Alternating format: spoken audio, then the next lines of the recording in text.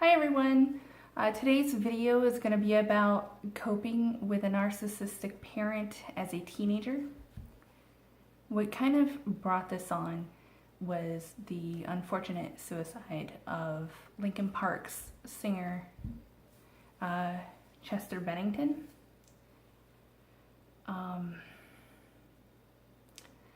I've read a lot of stuff about people saying that he's selfish and everything, but yeah, in a way he is, because he left 6 children without a father, and, you know, a wife without her husband. But at the same time, you have no idea what someone is going through. You don't know about the demons that they're fighting inside their own head. You don't know what they've suffered in the past. And people tend not to talk about their problems so much, especially, I guess, when you're in the public eye. But people are generally told to either, like, get over it, or others see it as a burden and they don't want to hear it. People say all the time, oh, you know, if something was wrong, they could have just talked to me. But if that person actually talked to you, would you really have been there? It's so easy to say yes, but when it actually happens, people tend just not to actually be there. So people with inner demons, like he has, they're forced to keep it inside, and eventually it gets to be too much. And they do the only thing that they think that they can do to make the pain go away. From what I've read online, he has suffered for many years. I mean, if you listen to all of his albums, you can hear the suffering, all the words, and everything just makes sense. So he hung on as long as he felt like he needed to, or he could. But something must have finally got to him. Personally, I think it might have been Chris Cornell's suicide. I mean, Chester hung himself just like Chris did, and he also did it on Chris's birthday, so maybe that was it. You never know when the last straw is that you can't take anymore.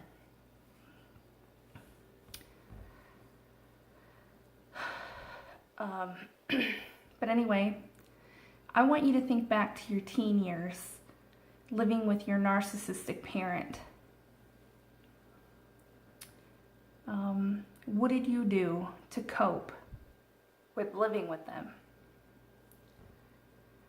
With me, I was heavy. I was actually really heavy into Linkin Park, Stained, Papa Roach, Silverchair, and then in my later years, my later teens, I got into Seether when they came out.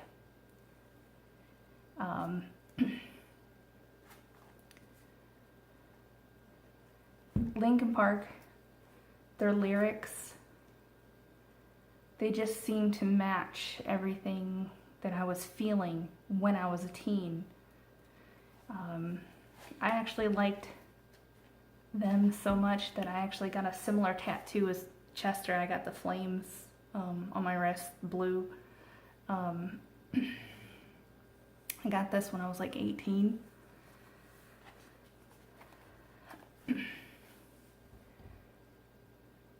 Music seems to be something that a lot of people use to kind of escape. I also wrote poetry. I stayed in my room whenever I was home, but mostly I tried to stay away from home as much as possible. At a young age, I started working just to get out of the house. And then when I got older and I got a car, because I had to live with her at the time, I often took my car to the lake and slept there at the lake because I didn't want to deal with my narcissistic mother and brother.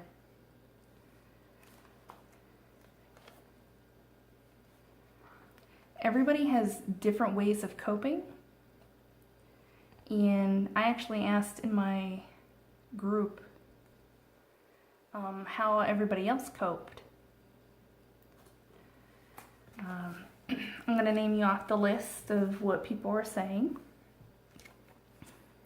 Music, drawing, being home as little as possible, reading books, sleeping a lot, and I think sleeping a lot can go with probably because they were depressed.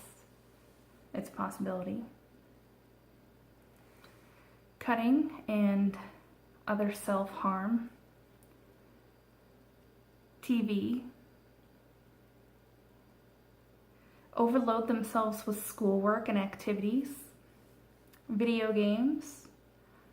Now with food, they either overeat or they have they end up not eating and have anorexia. Drugs, drinking, smoking, sex, and even suicide attempts.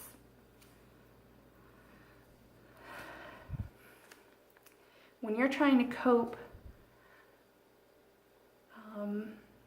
one of the biggest things that I think personally is we try to get lost inside of our own heads to escape reality.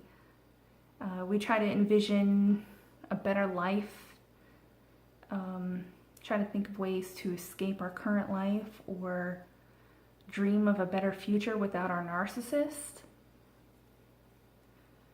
So we live a lot of time in our heads trying to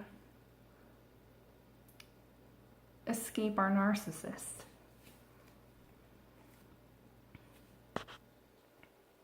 It's very easy to believe that people, especially teenagers, because they're kind of stuck with their parent, that they would think of suicide as a way out.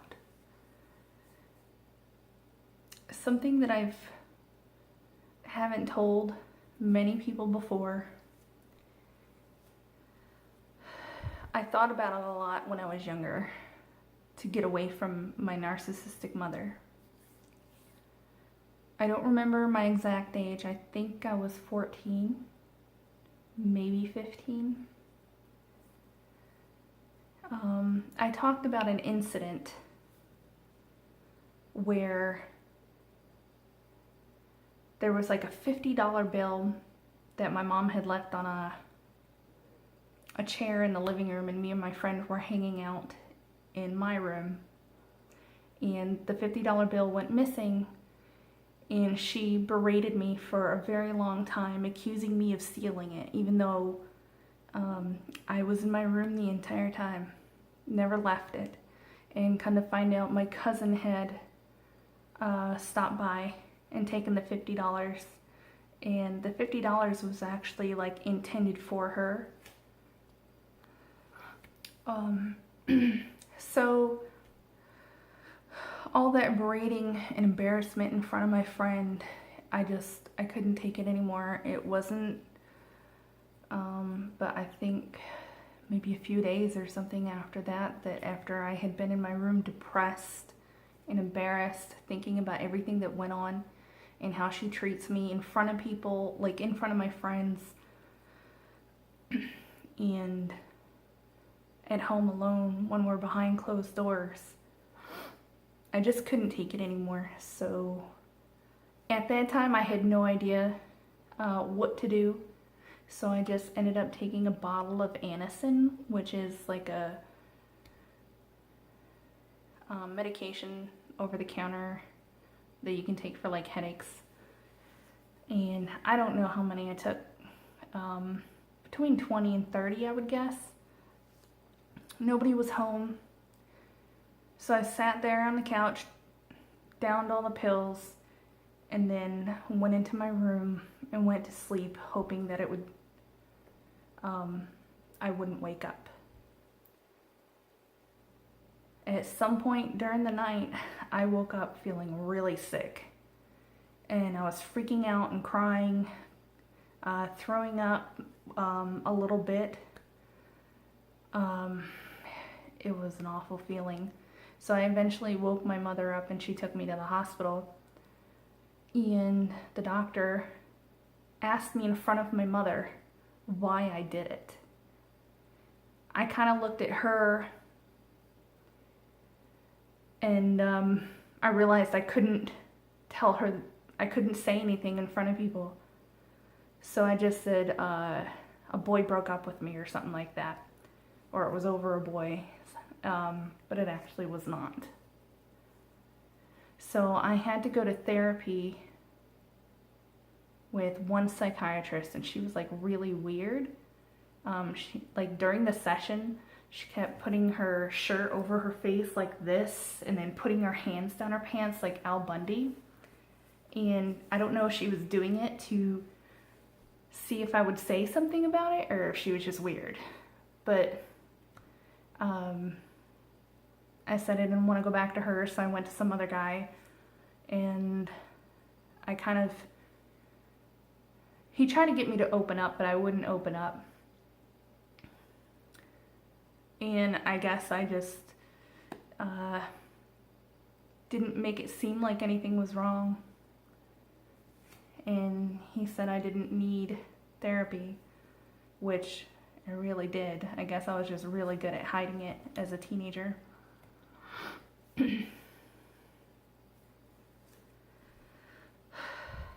And I don't remember what my mother's reaction was, but I told her probably a couple of years ago that the reason why I attempted to kill myself was because of her. But if her reaction had been caring at all, I would have remembered.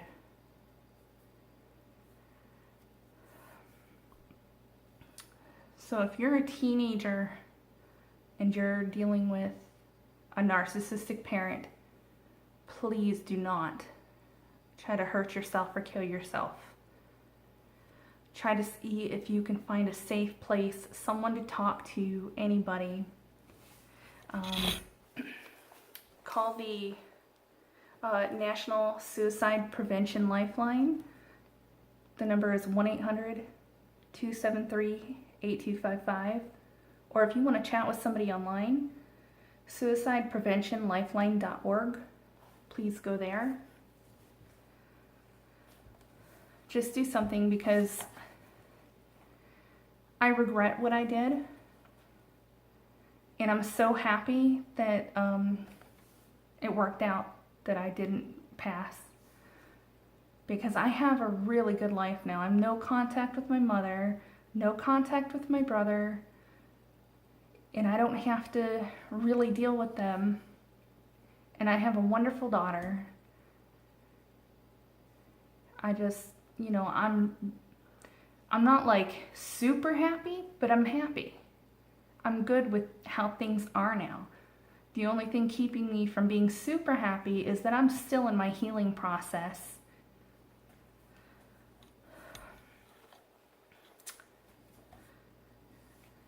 So, if you want to tell me about how you coped as a teenager living with your narcissistic parent, go ahead and comment below. Or if you want to write to me, my email is narcissistexposed@yahoo.com, and I'll put all the suicide prevention information as well as my email down below. And I hope everybody takes care.